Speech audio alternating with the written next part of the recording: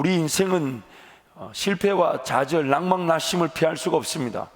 죄로 말미암아 타락하다 보니 하나님의 지혜, 하나님의 인도하심을 따르지 못합니다. 예측하지 못하는 삶을 인간적 실력으로 최선을 다해 살아본들 어떤 문제와 어려움을 맞닥뜨릴 수밖에 없고 실패를 피할 수 없게 됩니다. 하물며 하나님의 자녀가 된 우리도 마찬가지입니다. 하나님의 자녀가 되었다 하지만 여전히 우리는 성화의 과정이라 그래서 욕심과 정욕을 죽이고 성령 하나님의 음성을 들으며 따라가는 법을 배우고 있습니다. 구원을 얻고 하나님의 자녀가 되었다는 것은 실패와 좌절이 있던 인생에서 없던 인생으로 바뀌는 것이 아니라 실패와 좌절을 피할 수 없는 인생이 실패와 좌절을 성령의 능력으로 피하거나 혹은 이길 수 있는 은혜를 누리게 되는 것입니다. 그래서 우리 인생은 실패와 좌절을 피할 수 없는 중에 하나님을 만나게 되고 하나님을 더 의지하는 법을 배우게 되는 것입니다. 실패와 좌절을 처리할 수밖에 없는 이 인생도 문제지만은 더 큰 문제는 그 실패와 좌절, 그 위기 가운데서 하나님께 기도하려고 하지 않는다는 것입니다. 실패와 좌절을 피할 수 없는 것도 안타까움이고 문제지만은 실패와 좌절을 만났는데 위기를 당했는데 하나님께 기도할 마음이 없고 하나님께 기도조차 되지 않는다는 게 아픔이고 안타까움인 것입니다. 위기 상황인데 그저 위기 가운데 빠져서 허우적거리다가 기어이 더 큰 위기를 당하게 되는 것이 우리 인생, 또한 하나님을 섬긴다 하는 저와 여러분에게 일어날 수 있는 더 큰 위기가 되는 것입니다. 박영동 교수님의 성령 충만, 실패한 이들을 위한 은혜라는 책에 이런 내용이 소개됩니다. 하나님 은혜는 종종 침체와 타락의 시면에 찾아와 우리의 상태를 반전시킨다.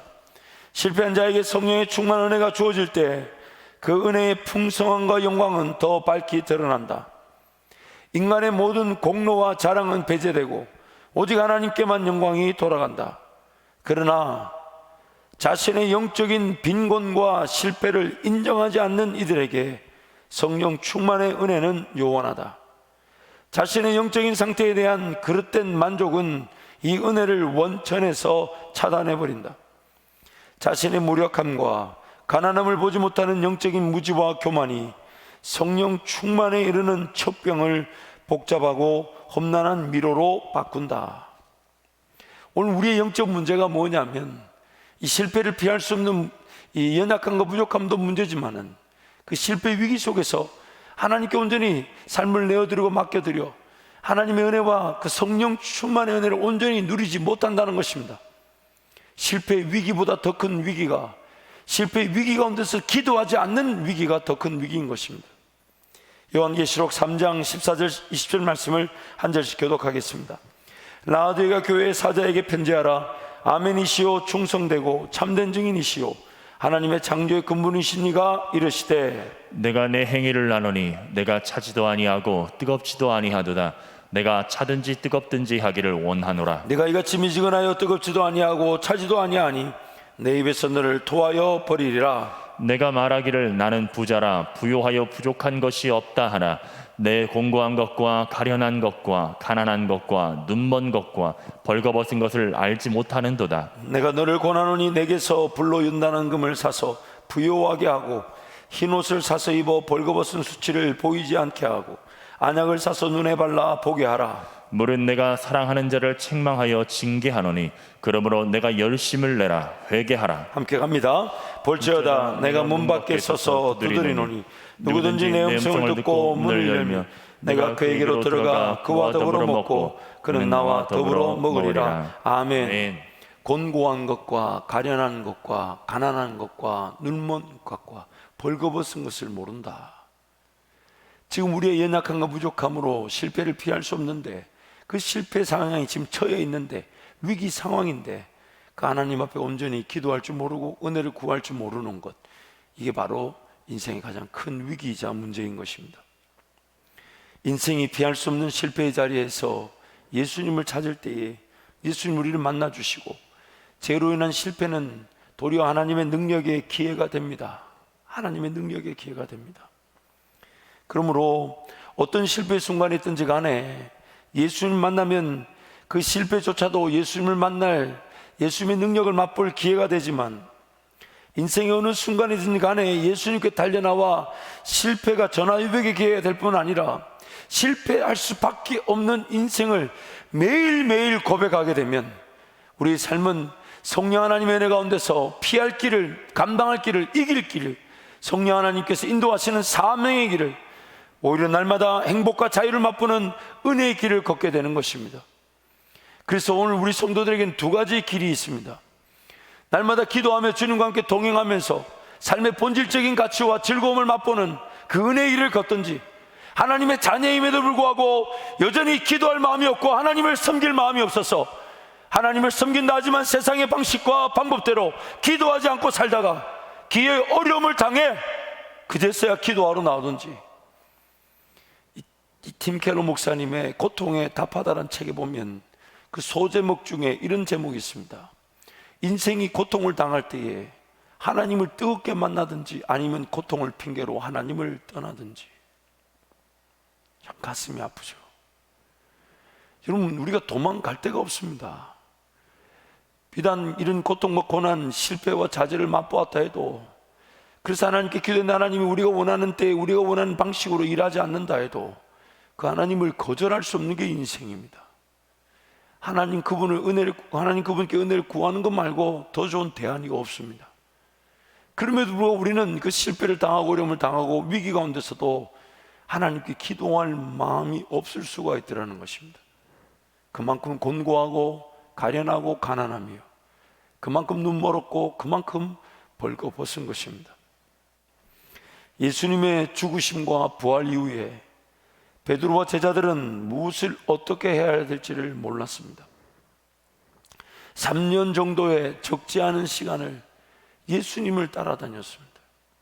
예수님을 따라다니면서 예수님이면 충분함을 충분히 배웠습니다. 먹을 것, 마실 것, 입을 것 염려하지 않았습니다. 어딘가에 저장되어져 있고 저축되어져 있기 때문이 아니라 예수님이 함께 계시면 먹고 마시고 입는 것, 그것이 문제가 되지 않았습니다. 귀신을 쫓아내어 주시고 병을 고쳐주시고 죽은 자를 살려내신 예수님이 모든 걸 해결해 주시니까 그런 3년여 시간 동안 예수님을 따라다닌 제자들은 예수님이면 충분했습니다. 하지만 예수님의 십자가 죽으심과 부활로 당장 옆에 계셨던 예수님이 계시지 않고 보이지 않을 때에 그 제자들의 그런 실패감과 좌절감은 이루 말할 수가 없었습니다. 무엇을 어떻게 해야 될지를 전혀 몰랐던 것입니다. 부활하신 예수님을 만났고 또한 갈릴리로 가 있으면 예수님을 만날 것이라고, 그래서 갈릴리로 왔지만 베드로와 제자들은 도저히 갈릴리에서 무엇을 해야 될지 몰라 기에 그들은 예수님을 따르기 이전의 세상 방식의 삶, 고기잡이로 돌아가 버리고 말았습니다. 지금 예수님을 따라 나선다고 버려졌던 그 배와 그물들 다시 집어들고, 예수님이 지금 옆에 계시지 않고 보이지 않는 이유로 그 그물 들고 다시 고기잡이로 나가버리고 말았던 거예요. 오늘 우리의 삶이 지금 코로나 사태로 인해서 수많은 의심과 의문, 또한 그런 질타와 진목을 당하고 있습니다. 그러면서 우리 스스로 그런 질문을 던집니다. 그동안 예수님을 따른다고 했는데 지금 우리는 뭔가? 예수님의 제자로 삶을 산다고 했는데 아무것도 알 수 없는 나는 누군가? 과연 이대로 계속 예수님을 따라가도 되는 것인가? 심지어 어떤 의심과 의문조차 드냐면 과연 내가 하나님의 사람이 맞을까? 과연 나는 예수님을 따르는 그리스도인이 맞을까? 아무것도 할 수 없는 무력감과 무기력으로 우리는 우리 자신들을 향한 그 의심과 의문을 피할 수 없습니다.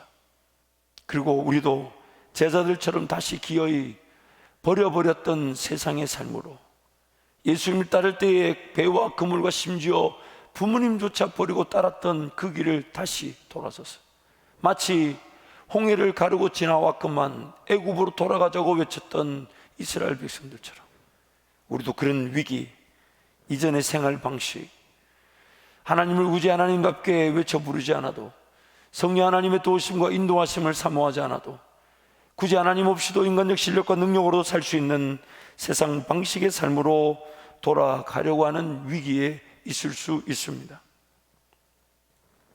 이전에 고기잡이로 돌아간 그들, 그러나 아무것도 잡을 수가 없었습니다. 밤새 그물짓에 허탕을 쳤습니다. 차라리 아무것도 하지 않았더라면 더 좋았을 뻔했습니다.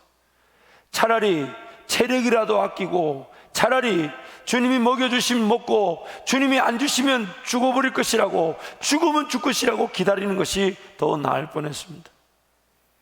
무엇을 해야 할지를 몰라 할 수 있는 것이라도 해야 되겠다는 마음으로 예수님을 따를 때에 버렸던 세상의 자리로, 세상의 방식으로 돌아갔던 그들은 아무것도 가지지 못했습니다.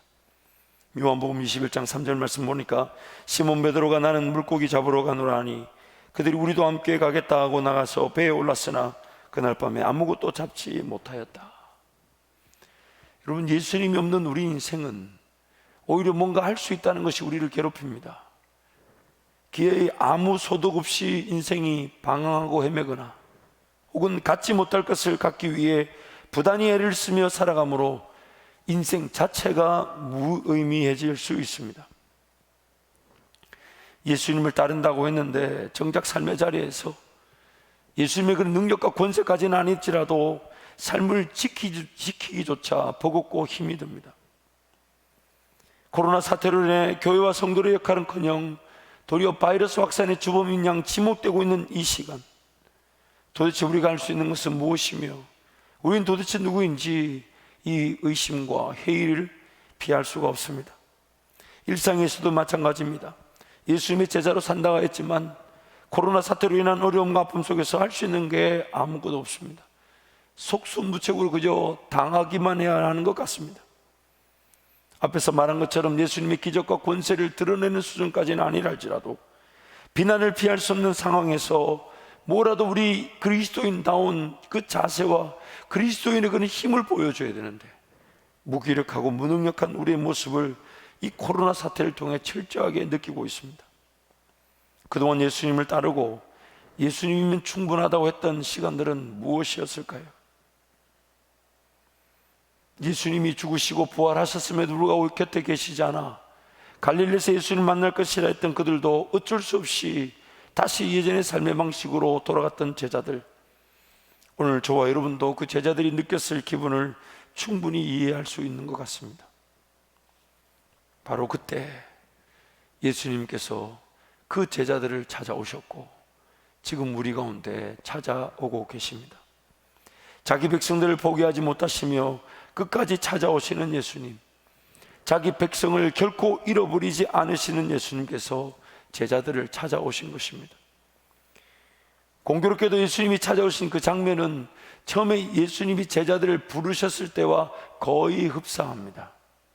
처음에 나를 따라오너라 내가 너희로 사람을 낚는 어부가 되게 하겠다 부르셨던 그 장면과 지금 예수님을 따라다닌다 하였지만 예수님이 당장 옆에 계시지 않는 이유로 몰래지 몰라 다시 그 그물질을 하는 그 제자들, 그 모양이 거의 흡사합니다.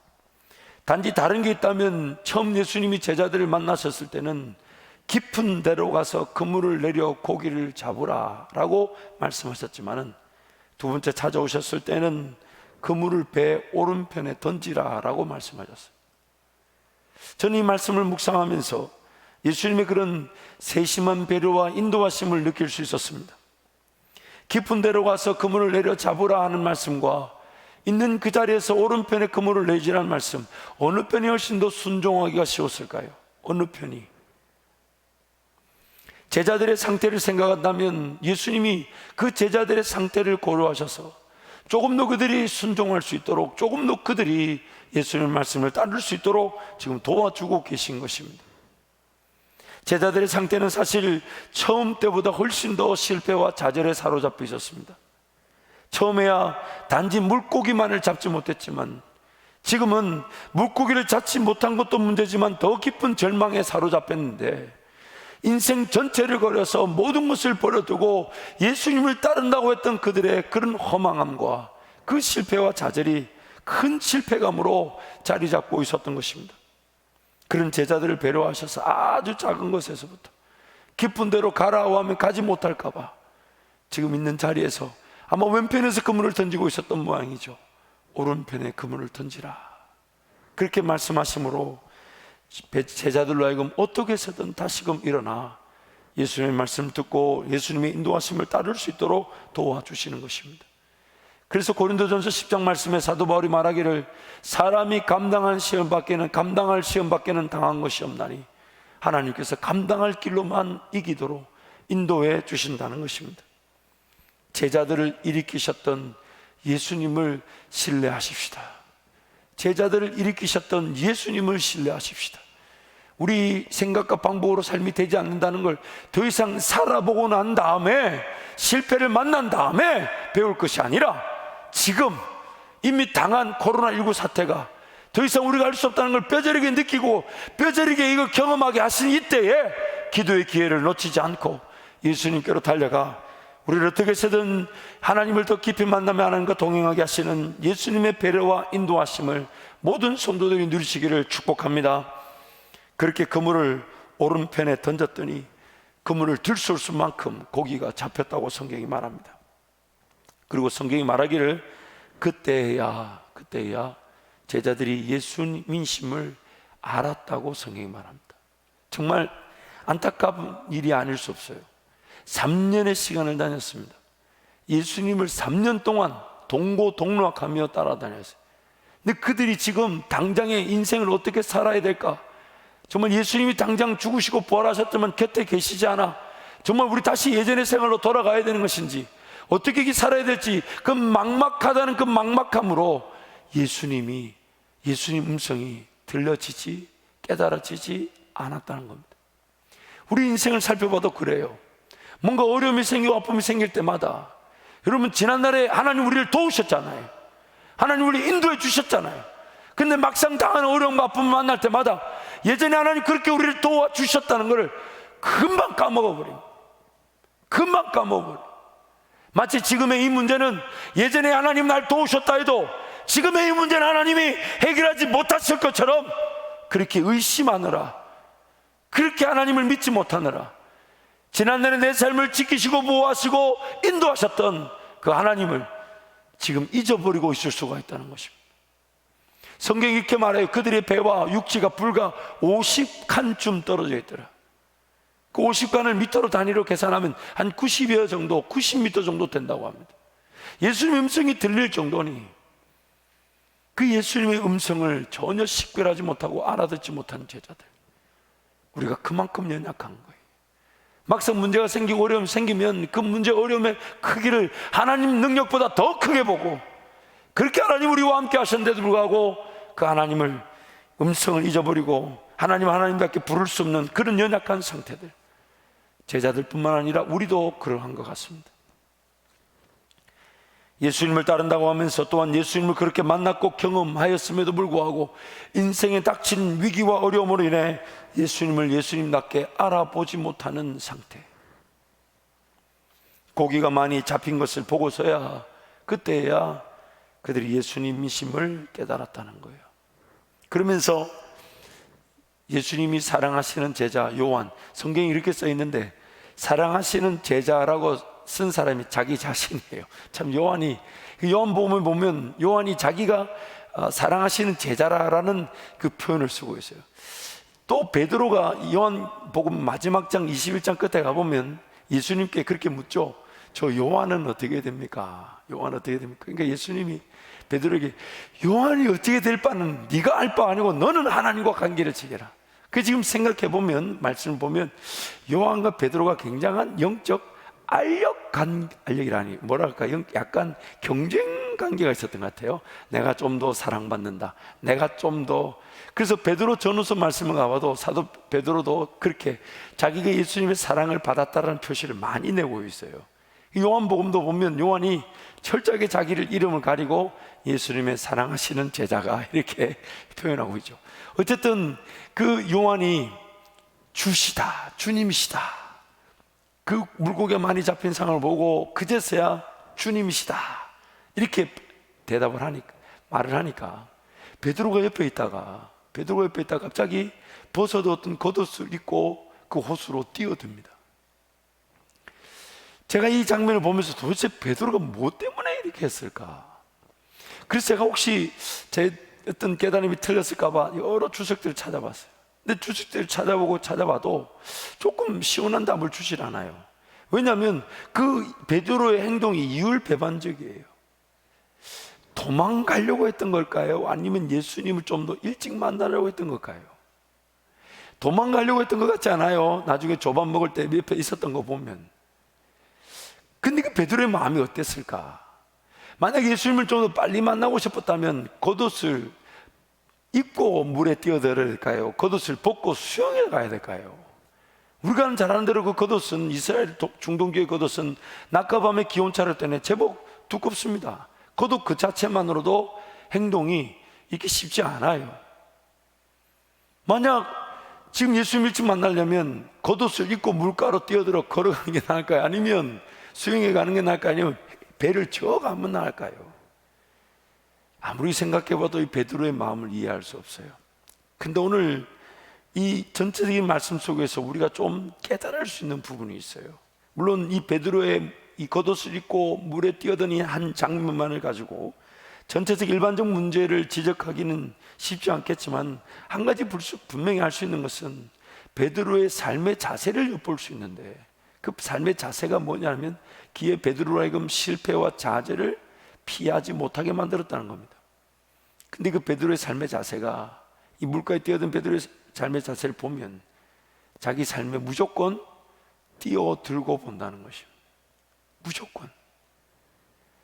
무조건 삶에 뭔가 살아야 된다 싶으면 일단 뛰어들고 본다는 거예요. 시작하고 본다는 거예요. 무엇을 어떻게 해야 할지를 모른 채 일단 무엇이든 하고 봐야 한다는 자세. 전혀 준비가 안 됐는데 일단 시작하고 저지르고 보는 자세. 필요한 것에 따른 것이 아닌 원하는 것에 따라 삶을 결정하는 자세. 하나님의 뜻을 기다리고 인내하지 않고 무작정 덤벼드는 자세. 이건 종종 우리 자신들에게 질문을 던져보잖아요. 내가 이걸 왜 해야 될까? 그럼 어떤 분이 저한테 이렇게 얘기합니다. 일단 이거라도 할 수 있으니까 이거부터 해보죠 뭐. 그래서 제가 물어요. 그럼 그 다음은요? 그건 그때 가서 결정하고요. 우리도 모르는 사이에 베드로만큼 급한 성격은 아니랄지라도 적정한 정도의 차이는 있을지 몰라도 일단 살고 봐야 한다. 일단 시작해 보고 봐야 한다. 일단 뭐라도 해야 한다. 그러면서 하나님을 기다리려고 하지 않는다는 겁니다. 오늘 본문 말씀에도 베드로의 그런 모습을 볼 수 있어요. 갈릴리에서 주님을 만날 건데, 그 갈릴리에 왔는데 주님을 기다려야 되는데, 시몬 베드로가 말하기를 나는 다시 물고기 잡으러 가겠노라. 그래서 나머지 제자들도 그 베드로 다 따라가 버립니다. 또 오늘 본문 18절 말씀 뭐라고 얘기합니까? 예수님 이렇게 얘기하셨어요. 내가 진실로 진실로 내게 이르노니 네가 젊어서는 스스로 뒤뛰고 네가 원하는 곳으로 갔지만 늙어서는 내 팔을 벌리리니 남이 내게 뒤뛰고 네가 원하지 않은 곳 데려가겠다. 베드로가 지금 하나님께서 인도해 주시는 길을 젊었을 때는 안 갔다는 겁니다. 자기가 자기 삶의 주인인 양 뒤를 띄고 일단 살고 봐야 되고, 일단 시도해 봐야 되고, 일단 도전해 봐야 되고, 일단 뭐든지 해봐야 된다고 덤벼들며 살았다는 거예요.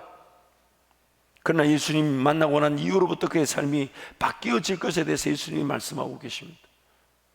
베드로의 일은 어쩌면 정말 해석하기 힘든 이 모습, 그러나 분명한 것은 일단 삶에 뭐라도 해야 된다는 식으로 덤벼들었던 그 자세가 베드로에게 엄청난 실수와 아픔을 유발하고 말았습니다. 겟세마네 동산에서 마지막 기도하고 계셨던 예수님, 대제사장이 종들을 보내어 그 종들이 예수님을 잡으러 할 때에 칼로 드는 자는 칼로 망할 것이라 함에도 베드로는 칼을 빼내고 대제사장이 종 말구의 길을 자르고 말았죠. 당장에 뭐라도 해야 되지 않냐, 그냥 보내지 않으면 안 되지 않냐. 예수님을 기다리고 예수님을 신뢰하고 예수님이 말씀해 주실 때까지, 예수님이 확인시켜 주실 때까지, 예수님이 확신이 들 만큼 믿음을 주실 때까지 순종하지 않으면 안 될 만큼, 그래서 먹고 먹여주시지 않으면 주님이 무슨 뜻이 있겠지 기다리고, 그러다가도 안 주시면 죽으면 주님 뜻을 기다리다 죽을 것이라고 은혜를 구하는 게 오늘 제자들 우리의 삶일 것인데, 뭐라도 해야 된다는 식의 그 자세가 기에 더 큰 아픔, 좌절과 실패감을 맛보게 하는 것입니다. 오늘 이 베드로 같은 잘못된 삶의 자세가 우리에게도 있습니다. 그러다 보니 밤새 헛땅을 치듯 실패와 좌절과 낭망을 피할 수 없는 인생의 위기를 경험했었고 또 지금도 경험하고 있습니다. 코로나 사태는 사람이 만들었지만 결코 사람이 원하지 않는 재난으로 송두리째 우리의 삶을 흔들고 있습니다. 얼마나 더 큰 위기가 있을지 예측조차 불가합니다. 지금까지도 충분히 어려움을 겪었는데 앞으로도 얼마나 더 어려워질지, 분명히 더 어려워질지는 알지만 그 더 어려워질지, 어려움이 어떤 어려움인지를 예상조차 못한 채 그저 겪어야만 할 것 같습니다. 그러므로 오늘 이러한 때에 예수님이 제자들을 찾아오셔서 만나 주셨던 것처럼 사랑 우리 한밭제일 모든 성도가 일단 살고 봐야 한다는 식의 자세를 내려놓고 삶의 주인이 되신 하나님의 인도하심 앞에 잠잠히 귀를 기울이며 확신과 믿음 속에서 새롭게 주님과 함께 걸어가야 할 것입니다. 그렇게 육지에 올라와 보니 예수님께서 숯불을 피워두시고 생선과 조반을 제자들을 위해 만들어 두셨다는 거예요. 요한복음 21장 9절 말씀 우리 함께 선포하겠습니다. 육지에 올라보니 숯불이 있는데 그 위에 생선이 놓였고 떡도 있더라. 여러분 잊지 마십시오. 예수님은 우리의 영적인 부분만 담당하시는 분이 아니에요. 예수님 우리의 영적인 부분만 해결해 주시는 분이 아니십니다. 우리 육적인 필요도 분명히 알고 계십니다. 그래서 그 제자들이 형편을 아시고 물론 그들이 고기를 잡았지만 밤새 그물질했고 헛땅을 쳤던, 그래서 그들을 위해 생선과 떡을 다 만들어 놓으셨어요. 그리고 숯불을 피워 놓으셨다 이렇게 성경이 말합니다. 이 숯불이라는 단어를 여러 찾아보면요, 신약 성경에서 딱 두 군데 안드라키아라는 이 헬라어 숯불이라는 단어가 헬라어 전체 성경 전체에서 딱 두 번 쓰이는데 그것이 오늘 본문에서 한 번 쓰였고 요한복음 18장 8절에서 한 번 더 쓰였는데요, 요한복음 18장 18절 말씀이 뭐냐면 그때가 추운 고로 종과 아랫 사람들이 불을 피우고 섰었자니 베드로도 함께 서서 쬐더라. 이 베드로가 불을 쬐는 이 숯불, 이 장면이 무슨 장면이냐면 다름 아닌 그 불을 쬐고 있는 중에 예수님을 3번 부인했죠. 공교롭게도 예수님이 그 숯불을 똑같은 안드레키아라는 단어, 그 요한복음의 요한 전야를 통해 오늘 우리에게 베드로에게 말씀하신 부분이 있는데 그 숯불을 피워놓으시고 생선과 떡을 제자들에게 먹으라 하시고 그러시면서 베드로에게 3번의 사랑의 고백의 기회를 주셨다는 겁니다. 숯불에서 불을 쬐면서 예수님을 3번 부인했던 베드로에게 네가 나를 이 사람들보다 더 사랑하느냐? 네가 나를 사랑하느냐? 네가 나를 사랑하느냐? 3번의 사랑의 고백의 질문을 통해 베드로가 사랑 고백을 할 수 있도록 하나님 은혜를 베풀어 주셨다는 것입니다. 혹자는 말합니다. 예수님이 3번 부인한 걸 3번 사랑으로 갚으셨다고. 맞습니다. 선으로 악을 이기신 것이죠. 베드로가 지금 물에 빠졌으니 불도 필요한 상황입니다. 베드로가 다른 누구보다 더 사랑한 줄을 예수님이 알고 계셨던 거예요. 그래서 그 질문이 어떤 다른 사람들보다 베드로의 사랑이 낫다라는 예수님의 인정이라기보다는 베드로의 그런 마음 가진 것을 아시고 예수님이 베드로에게 물으신 거죠. 네가 이 사람들보다 나를 더 사랑하느냐? 네가 나를 사랑하느냐? 네가 나를 사랑하느냐? 그렇게 3번 부인, 숯불 앞에서 3번의 부인을 했던 베드로에게 그 동일한 숯불 앞에서 3번의 사랑의 고백을 하게 하심으로 베드로가 다시금 회복될 수 있도록 예수님이 은혜를 베풀어 주신 것입니다. 그렇게 베드로에게 사랑할 기회를 확인해 주신 예수님은 18절과 19절에서 이렇게 베드로에게 예언의 말씀, 소망의 말씀을 주십니다. 내가 진실로 진실로 내게 이르노니 내가 젊어서는 스스로 띠띠고 원하는 곳으로 다녔거니와 늙어서는 내 팔을 벌리리니 남이 내게 띠띠우고 원하지 아니한 곳으로 데려가리라. 이 말씀을 하시면 베드로가 어떠한 죽음으로 하나님께 영광을 돌릴 것을 가리키심이로라.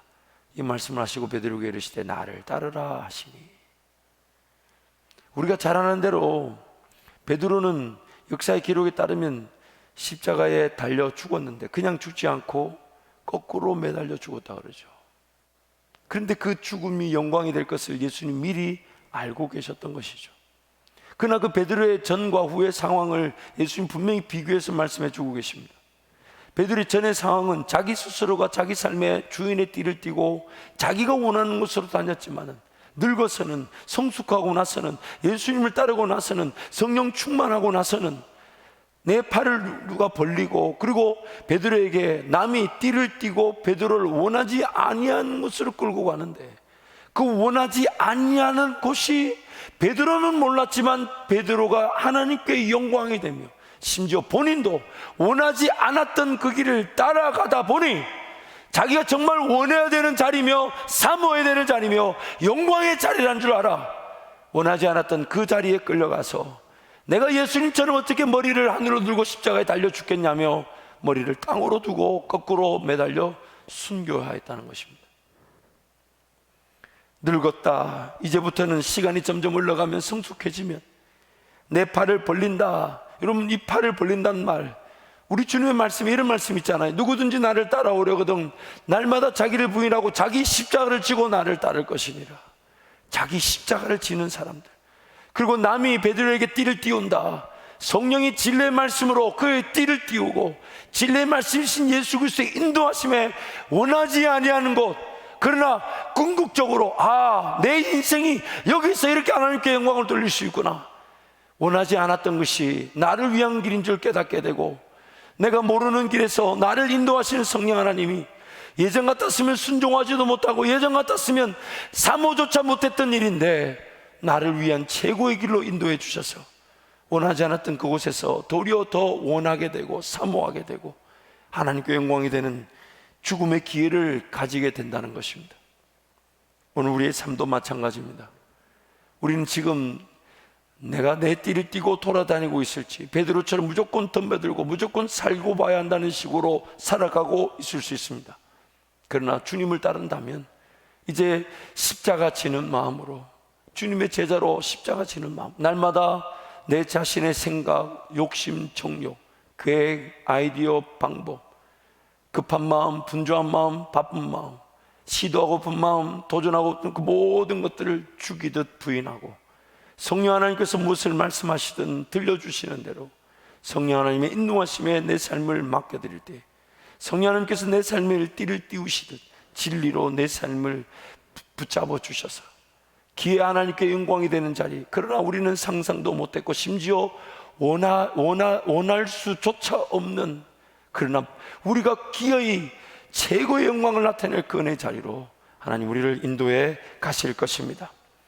실패와 좌절의 자리에서 방황하고 있던 베드로를 예수님께서 포기하지 않으시고 끝까지 찾아가셔서 그를 회복시키시고 그로 하여금 기어이 하나님께 영광이 되는 삶, 죽음조차도 하나님께 영광 쓰임받을 수 있는 그런 영광의 죽음을 맛볼 수 있도록 인도하신 그 예수께서 지금 우리를 부르고 계신 것입니다.